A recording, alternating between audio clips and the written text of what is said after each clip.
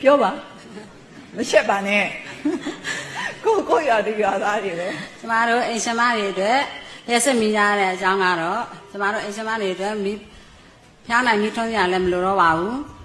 မိကွက်လည်းထွန်းစရာမလိုတော့ပါဘူးထမင်းရှက်ကလုပ်ငန်းကိုင်ရတာကိုလည်းအဆင်ပြေပါတယ်ရက်စက်မိကြတဲ့အကြောင်းကတော့24နာရီအပြည့်3နိုင်ပါတယ်ပြောပါကျမမေးမယ်ဒီဟိုမှာတင်ထားတဲ့အတိုင်းမပြောနဲ့ကျမသိချင်အမမတင်ပါဘူးပြောနေတယ်ဥစ္စာလေးကျမသိချင်တာဟိုခလေးတောက်မိဘယ်နေအောင်ရှိလဲရတယ်ရှင်ဘယ်နေအသက်ဘယ်လောက်ရှိလဲခလေးကဆက်နဲ့ရှင်ကျမအသက်လားဘုံခလေးက20ကလေးက20ဆိုတော့ဟိုအိမ်မှာပဲနေသေးလားဟိုတခြားအိမ်တောင်တွေပါကြာသွားပြီလားမကြာဘူးအိမ်မှာပဲနေသေးတယ်ဆိုတော့ကျမပထမဆုံးသိချင်တာကိုခလေးအတွက်ဘယ်လိုမျှော်မှန်းချက်တွေရှိလဲသမီးကအခုဆယ်ရန်ဖြေပြီးပါပြီလေမေသမီးကဆယ်ရန်ကိုလည်းမအောင်ခဲ့တော့အိမ်မှာပဲဆက်ချုပ်တင်ပေးမယ်လို့အားထားလိုက်ပါတယ်အဲ့တော့သမီးကိုဘာဖြစ်စေချင်လဲဘဝမှာသမီးကိုဖြစ်ချင်တာကတော့မေလောက်တဲ့လူကတော့ပညာတတ်တရားဖြစ်ချင်တာပေါ့သူကတော့ပညာတတ်မဖြစ်ခဲ့ဘူးလေအာမင်းနဲ့သမီးကတော့ဖြစ်စီချင်တယ်ဒါတခုတော့ရှိတယ်သမီးရဲ့ပညာတတ်တယ်ဆိုတာပေါ့နော်ကျောင်းပညာတတ်မှပညာတတ်တာမဟုတ်ပါဘူးပညာရှာတဲ့နည်းတွေကအမျိုးမျိုးရှိပါတယ်ဒါဆိုတော့ပညာဆိုတာအရင်တော့ဒီမူလအဓိပ္ပာယ်အရာဆိုလို့ရှိရင်အခြေအနေတစ်ခုကိုမှန်မှန်ကန်ကန်စင်ကျင်ဆုံးသက်သုံးသပ်တာပညာပေါ့နော်အခြေအနေတစ်ခုကိုမှန်မှန်ကန်ကန်သုံးသပ်ထားရမယ်ဒီသုံးသပ်ချက်ပေါ်မှာအခြေခံပြီးတော့အဖြစ်မှန်ကိုရှာရမယ်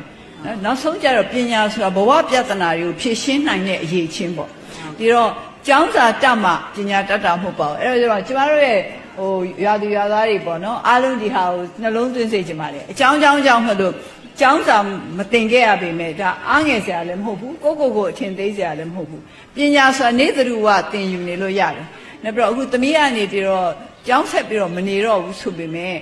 ဟိုအသက်မွေးဝမ်းကြောင်းပညာတစ်ခုတော့သင်စေခြင်းတယ်ဘာဖြစ်လို့လဲဆိုတော့ဟိုအိမ်တော်ကြားမှာပဲယောက်ျားကလှုပ်ကျွေးမယ်လို့အားမကုန်နဲ့နော်အဲ့လိုအားကိုလို့မရဘူးဒီတော့အဲ့တော့သမီးကိုအသက်မွေးဝမ်းကြောင်းပညာတစ်ခုသင်ပေးစေခြင်းတယ်အဲ့တော့ဘယ်လိုအသက်မွေးဝမ်းကြောင်းပညာနဲ့များရပ်တည်နိုင်မယ်လို့ထင်တယ်ဥမာရကန်းနဲ့ဆက်ဆက်တဲ့ဟာလည်းဖြစ်နိုင်တယ်တခြားဒီရွာလုပ်ငန်းတွေနဲ့ဆက်ဆက်တဲ့ပညာမျိုးလည်းဖြစ်နိုင်တယ်အဲ့တော့သမီးအတွက်ဘယ်လိုသက်မွေးဝမ်းကြောင်းပညာတွေဆိုရင်အဆင်ပြေမယ်ထင်တယ်ဆက်ချုပ်ပဲသင်ပေးလိုက်မယ်ရှင်။အော်မသင်ရသေးဘူးလား။မသင်ရဘူးရှင်။အဲ့ဒါတော့သင်ပေးလို့ရှိရင်ကောင်းပါတယ်။အဲ့တော့ကျမတို့ဝင်းကြီးချုပ်ကြီးလည်းပြောရမယ်။အဲ့လိုအသက်မွေးဝမ်းကြောင်းပညာတွေပြန်ပွားဖို့အတွက်ဆရာလုပ်ပေးနေရလား။ဟုတ်ကဲ့။အဲ့တော့အဲ့ဒီဟာတခြားအဲ့လိုပဲသမီးလိုပဲဆက်ချုပ်သင်ခြင်းမဲ့မိန်းကလေးတွေရှိလားရွာမှာ။ရှိတယ်ရှင်မိန်းကလေးက။ဆရာတခြားမိန်းကလေးတွေလည်းရှိတယ်ပေါ့။အဲ့တော့ဆရာအဲ့ဒါကြည့်ပြီးတော့လုပ်ပေးပါ။ဟုတ်ကဲ့အဲကျွန်တော်တို့ဒီလိုပညာတစ်ခုတတ်ထားပြီဆိုရင်ကိုအားကိုလို့ရတယ်ဘယ်သူမှအားကိုနေကြမလို့အဲ့တော့ညစီရမေးရပြီဆိုလို့ရှိရင်လည်းအလုပ်ကိုလည်းညနေပိုင်းနဲ့လုပ်လို့ရတယ်မနေ့တည်းမဟုတ်ဘူးကဲနောက်သမီးတို့မေးရမယ်ငင်းချိုင်းနဲ့ပတ်သက်လို့သမီးတို့ဘာသိလဲသမီးနားမလဲဘူးရှင်နားမလဲဘူးအဲ့လိုကိုဝင်နေပြောတာကောင်းတယ်အဲ့ငင်းချိုင်းနဲ့ပတ်သက်နားမလဲဘူးဆိုတော့ဟိုရိုးပြောရမယ်ဆိုရင်မငြိမ်းချမ်းတဲ့ဒေသဆိုတာတိုက်ပွဲတွေဖြစ်နေတဲ့ခိုက်ရန်ဒေါသတွေများပြီးတိုက်ပွဲတွေဖြစ်နေတဲ့ဒေသတွေဒီလိုပဲပြောရမှာပေါ့အဲ့တော့စောစောကဆရာပြောသလိုပေါ့ဆရာတို့ကမမိခဲ့ပေမဲ့လူကြီးတွေပြောတဲ့အရာဆိုလို့ရှိရင်အရင်တော့ဆိုရင်ဒီဘက်ပိုင်းမှာလည်းဒီလိုရှိပါတယ်ဟိုစားပြည်တွင်းစစ်တွေရှိခဲ့ပါတယ်ပြည်တွင်းစစ်တွေရှိတယ်ဆိုရင်ညကောင်းမအေးရဘူးဆိုတာညလာတိုက်မလားနေ့လာတိုက်မလားမသိဘူးပေါ့နော်နောက်ပြီးတော့တခါကျမတို့ငယ်ငယ်တုန်းကသတင်းစာတွေမှာအဲ့တော့ကျမစာမဖတ်တတ်သေးဘူးစာမဖတ်တတ်တဲ့အရွယ်ဆိုတော့3-4နှစ်ရှိမှာပေါ့3-4နှစ်အရွယ်တုန်းကသတင်းစာဓာတ်ပုံတွေတော့ကြည့်တတ်တယ်ဓာတ်ပုံတွေကနေတိုင်းလိုမှဘယ်ရွာမှာပေါ့နော်ဒီခါဝင်တိုက်ပါမီဘယ်ရွာမီးလောင်ပြမီအဲ့ဒီပြည်တွင်းစစ်နဲ့ပတ်သက်တဲ့သတင်းဓာတ်ပုံတွေနေတိုင်းလိုပဲတွေ့နေရတယ်ကျမတို့ကြတော့အဲ့တော့ကျမတို့အားလုံးနားလေတယ်ငင်းကြရေးမရှိခြင်းရဲ့ကိစ္စကိုကလေးတွေကနေစပြီးတော့နားလေတယ်အခုကြတော့နိုင်ငံရဲ့တော်တော်နေရာတော်တော်များများငင်းကြသွားပြီ ဒါပေမဲ့မငြိမ်းချမ်းတဲ့နေရာတွေရှိသေးတယ်စောစောကကျွန်မပြောသလိုပဲပေါ့ဟိုကိုခန္ဓာမှာအစိတ်ပိုင်းမှာတနေရာမှာယောဂရှိနေတယ်တနေရာကအဆင်မပြေဘူးဆိုရင်ဒီကိုယ်လုံးကျမ်းပါတယ်လို့ဘယ်လိုမှပြောလို့မရဘူး။နော်ကျွန်တော်တို့နိုင်ငံဖွံ့ဖြိုးတိုးတက်မှုနောက်ကျရခြင်းရဲ့အကြောင်းရင်းတစ်ခုကလည်းဒီလိုငြိမ်းချမ်းရေးမရှိခြင်းကြောင့်ပဲ။ဒါအခုသမီးတို့နဲ့ဆက်ဆက်ပြီးပြောမယ်ဆိုရင်သမီးကကိုယ်သမီးလေးကိုပညာတတ်ဖြစ်စေခြင်းနဲ့ဒါပေမဲ့ပညာတတ်မဖြစ်နိုင်ခဲ့ဘူး။ဆရာဆိုလို့ရှိရင်ဆရာရဲ့အကြောင်းကကလေးတွေကိုပို့ပြီးတော့ဖွံ့ဖြိုးတိုးတက်စေခြင်းနဲ့ဒါပေမဲ့ဒီအဆင့်ကိုမရောက်ခဲ့ဘူးဒီလိုကျမတို့နိုင်ငံ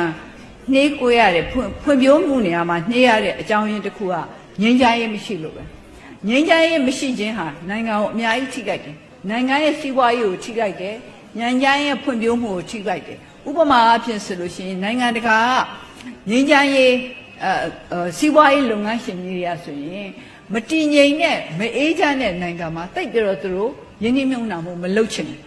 သူတို့ရဲ့ရင်းနှီးမြှုပ်နှံမှုတွေအတွက်သူတို့ကနေပြီးတော့အာမခံချက်ရှိစေခြင်းတယ်ဒီတည်ငြိမ်တဲ့နေရာမှာရင်းနှီးမြှုပ်နှံရတာနဲ့မတည်ငြိမ်တဲ့နေရာမှာရင်းနှီးမြှုပ်နှံရတာမတူဘူးဒါတော့လူတိုင်းနားလည်တယ်ဘာဖြစ်လို့လဲဆိုတော့ဒါငြိမ်းချမ်းရေးတနေရာမှာကျမတို့နိုင်ငံတနေရာမှာမရှိဘူးဆိုလို့ရှိရင်ကျမတို့ရဲ့နိုင်ငံအနှံ့အပြားမှာအကျိုးသက်ရောက်မှုရှိတယ်သမီးအနေနဲ့ဟိုကိုယ့်ရဲ့သမီးအတွက်ပဲဘက်ကနေပဲကြည့်မယ်ဆိုလို့ရှိရင်ငါသမီးပညာမသင်ခဲ့ရပါနဲ့ငါမြည်တွေကြတော့သင်စေခြင်းနဲ့ဆိုရယ်စိတ်ရှိရင်ဒီမြည်ရဲ့ခေတ်မှာကျမတို့နိုင်ငံဟာဖွံ့ဖြိုးတိုးတက်တဲ့နိုင်ငံဖြစ်ဖို့အတွက်ကိုငြိမ်းချမ်းရေးရဖို့တတ်နိုင်တဲ့ဘက်ကစိတ်ပါဝင်စားမှုနဲ့ကူညီစေခြင်းနဲ့ပထမစိတ်ဓာတ်နဲ့စရမှာပဲစိတ်ဓာတ်နဲ့ကျမခဏခဏပြောရတယ်အောင်မြင်ခြင်းတရား၄ပါးဟာဆန္ဒနဲ့စားတယ်လုတ်ပေးခြင်းနဲ့ဆန္ဒပေါ့အဲ့တော့ကျမတို့ရဲ့ရွာသူရွာသားတွေအားလုံးဟာငါတို့ယုံကြည်ငြိမ်းချမ်းရေးရရှိရတဲ့တနည်းတစ်ဖုံတော့လုတ်ပေးခြင်းနဲ့ဆိုရက်ဆန္ဒရှိဖို့လိုတယ်ဆန္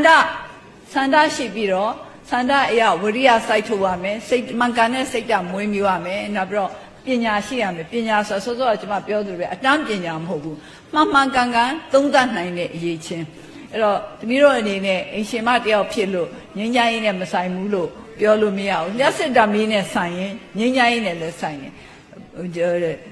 တင်စားပြီးတော့ပြောကြတာငြိမ်းချမ်းရေးအလင်းရောင်လို့ပြောကြတယ်ငြိမ်းချမ်းရေးရတာဟာအမှောင်ကိုခွင်းပြီးတော့အလင်းနဲ့ရောက်လာတယ်လို့ပဲဆိုတာဟာဟိုအခုမှလျှက်စစ်ဓာတ်မီးရတဲ့ရွာသူရွာသားတွေနားလည်မှာပါအရင်တော့ဆိုလို့ရှိရင်နေဝင်သွားရင်အရင်6လတုန်းကနေဝင်သွားလို့ရှိလို့ရှိရင်ရွာအမှောင်ကျသွားတယ်အခုကျတော့နေဝင်သွားလို့ရှိလို့ရှိရင်ကိုယ့်ရဲ့ဓာတ်မီးနဲ့ကိုမီးရအောင်လုပ်နိုင်တယ်တနည်းအားဖြင့်ကိုယ့်ဘဝကိုပြီးတော့ပိုင်တယ်အရင်တော့ဆိုရင်နေမင်းကပိုင်တယ်ဆိုတော့နေဝင်သွားလို့ရှိရင်အလင်းရောင်မရှိတော့ဘူးအခုကျတော့ကိုယ့်ဘဝကိုပြီးတော့ပိုင်တယ်ဒီလိုပဲငြိမ်းချမ်းရေးမရတဲ့မရှိတဲ့ဒေသတွေမှာပြည်သူပြည်သားတွေကသူတို့ဘဝကိုသူတို့မပိုင်ဘူးဘယ်တော့တိုက်ပွဲတွေဖြစ်မလဲဘယ်တော့ပြေးရမလဲဘယ်တော့လွှားရမလဲဘယ်တော့ငတ်ပြမလဲဘယ်တော့ဟိုသူတို့ရဲ့ပစ္စည်းတွေမီးလောင်မလဲဆိုတာအမြဲပဲဟိုစိတ်ပူနေရတယ်ဒါကြောင့်မလို့ကျမတို့ပြည်သူပြည်သားတွေကိုယ့်ဘဝကိုပိုင်နိုင်မှုအတွက်ငြိမ်းချမ်းရေးအတွက်ဝိုင်းပြီးတော့ကူညီစေခြင်းနဲ့ဆိုတာကိုပြောတာပါ